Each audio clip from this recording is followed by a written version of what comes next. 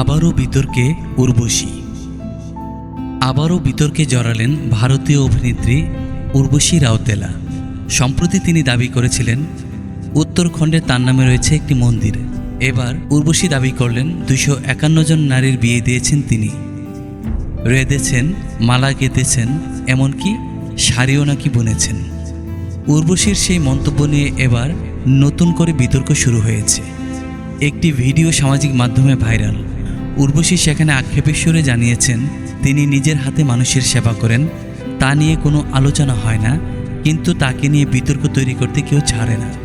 উর্বশী বলেছেন, আমি দান ধ্যান করি নিজের জন্মদিনে।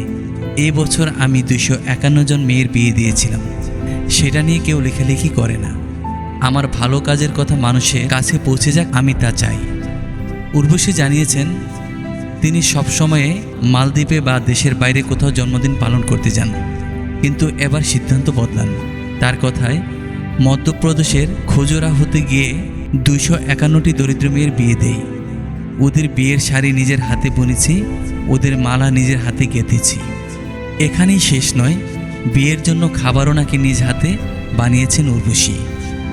অভিনেত্রী বলেছেন, ওদের বিয়ের জন্য নিজ হাতে ভাত, ডাল ও সবজি তৈরি করেছিলাম, মিষ্টি, জিলিপির ব্যবস্থাও করেছিলাম, নিজ হাতে সকলকে খাবার পরিবেশন করেছিলাম। এই গণবিবাহে নাকি ভারতের প্রধানমন্ত্রী নরেন্দ্র মোদী ও রাষ্ট্রপতি দ্রৌপদী মুর্মুও গিয়েছিলেন বলে দাবি করেন তিনি। কিন্তু এইসব বিষয় নিয়ে আলোচনা হয় না কেন, প্রশ্ন তুলেছেন উর্বশী।